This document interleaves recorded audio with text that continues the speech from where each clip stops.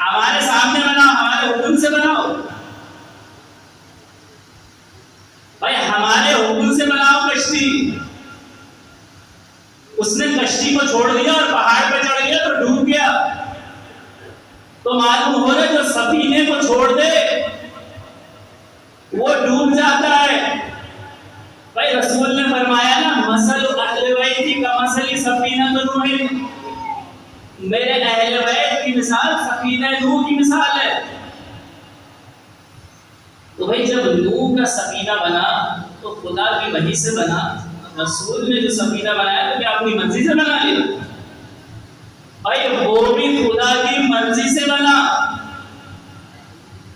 کیونکہ رسول وہ ہے جن کے بارے میں کہا جا رہا ہے وما ينطق عن الهوى ان هو الا وحی یوحی، یہ کچھ بولتے ہی نہیں ہے سوائے اس کے جو وحی ہو۔ تو انہوں نے اگر اپنے اہل بیت کا سفینہ بنایا تو بھائی خدا کے حکم سے بنایا ہوگا، اور جو خدا کے بنائے ہوئے کو چھوڑ دے، قرآن کہہ رہا ہے وہ کافرین میں سے ہو جاتا ہے۔ تو بھائی سفینے کو نہ چھوڑو، سفینہ ہی تمہاری نجات کا باعث ہے۔ صلوات پڑھیں محمد و آل محمد۔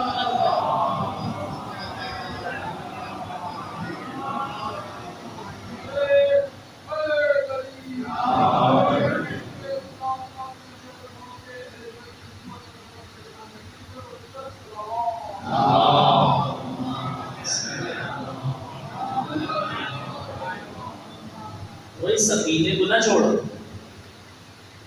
اگر سفینے کو چھوڑو گے تو مغرور ہو جاؤ، مغرور آ جائے گا۔ قرآن کیا کہہ رہا ہے؟ لا تمشی فی الارض مرحا، اکڑ کے نہ چلو، وانک لن تخرق الارض، تو زمین کو پھاڑ نہیں سکتا، ولن تبلغ الجبال طولا، تو نہ پہاڑوں تک پہنچ سکتا ہے۔ تو اگر سر کو بلند بھی کرے تو پہاڑ تک نہیں پہنچ سکتا۔ روایات میں ہے کہ جب انسان زمین پر اکڑ کے چلتا ہے نا، سر اٹھا کے بلند کر کے چلتا ہے نا، تو زمین یہ آواز دیتی ہے ابھی تو میرے اوپر ہو، چل لو، جتنی اکڑ دکھانی ہے دکھا لو، جتنا تمہارے اندر غرور موجود ہے نا دکھا لو، کیونکہ ابھی تم ہمارے اوپر ہو۔ جب تم ہمارے اندر آؤ گے نا، جب ہمارے قبضے میں آؤ گے تو ایسے چیز نہیں کہ تمہارا نام و نشان بھی نہیں رہے گا، لہذا غرور نہ کرو۔ میں اگر میرے پاس کوئی 10-20 ایکڑ زمین موجود ہے، میں کیا ہوا، ہر قانون میں لکھا ہے کہ وہ میں اس کا مالک ہوں، وہ میری قانونی ملکیت ہے۔ اب بھائی ایک دن آ گیا کہ مولانا کو مرنا بھی ہے، مر گئے، اسی زمین پہ دفن ہو گئے۔ اب کسی کو خیال آیا کہ بھائی دیکھیں تو صحیح مولانا کی حالت کیا ہے، بھائی اپنی ملکیت میں دفن ہوئے تھے، ذرا کھول کے دیکھیں تو بھائی ملکیت کو اجازت نہیں ہوتی کہ وہ مالک کو ہاتھ بھی لگائے، ذرا کھول کے دیکھو تو مولانا کی حالت کیا ہے۔ جب مولانا اتنا غرور کرتے تھے اپنے آپ پر، صرف آپ کی مثال لیجیے، آپ کی بھی مثال دی، کیونکہ یہ غرور جو ہے نا، یہ کسی چیز کو دیکھتا ہے، یہ کسی مقام و منصب کو نہیں دیکھتا، یہ چھوٹے سے چھوٹے، بڑے سے بڑے انسان ہر کسی کے اندر آ سکتے۔ ہو سکتا ہے کوئی ممبر پہ بیٹھنے والا اس کے اندر بڑا غرور ہو سکتا ہے کوئی اپنے گھر میں بڑا مغرور ہو، ضروری نہیں ہے، اس چیز کی وہ کوئی وہ نہیں ہے۔ تو وہی دفنا دیا، مولانا کو چیک کرنے جا رہے ہیں کہ بھائی کہاں گئے، آپ ڈھونڈ رہے ہیں، بھائی وہ تو گم ہو گئے، آ گئی زمین، پتا کہاں گئے مولانا، تو پتہ لگا ان کا اختیار قانونی تھا، حقیقی نہیں تھا۔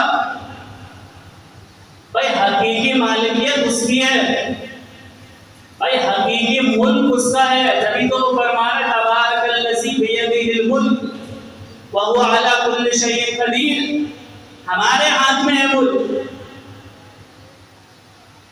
ہم ہر چیز کا قادر ہیں، ہم چاہیں تو مٹی کو مٹی رہنے رہن دے، ہم چاہیں سورج کو سورج رہن دے، ہم چاہیں تو چاند کو چاند رہن دے، ہم چاہیں تو پانی کو پانی رہن دے، ہم چاہیں تو ہوا کو ہوا رہن دے، ہم چاہیں تو آگ کو آگ رہن دے، اور جب چاہیں تو اس نظام کے، اس کائنات کے نظام کو دھرم بھرم کر دے، الٹ کے رکھ دے، کیونکہ حقیقی مالکیت ہماری ہے۔ بھائی سمجھ میں آ گئی ہے؟ انما ولیکم اللہ، اللہ تمہارا ولی ہے صرف اور صرف۔ تو کون سی مالکیت ہے، کون سا اختیار ہے جو اس کے پاس ہے؟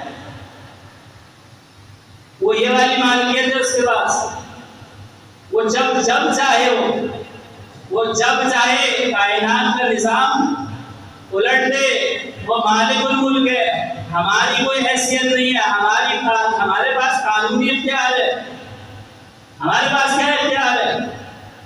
بھائی کل کو روڈ پہ چلتے تھے تو کوئی سلام بھی نہیں کرتا، اب قانون نے ہمیں عہدیدار بنا دیا تو اب جھک کے سلام کر رہے لوگ، جس سڑک سے گزر رہے ہیں بھائی منتظر کھڑے ہیں لوگ سلام کرنے کے لیے، کیوں؟ قانون نے عہدیدار بنا دیا۔ قانون آپ کو سڑک سے اٹھا کے عہدیدار بھی بنا سکتا ہے، اور یہی قانون آپ کو عہدے سے اٹھا کے سڑک پر بھی کھڑا کر سکتا ہے، یہ آپ کے قانونی اختیار کی کوئی حیثیت نہیں ہے۔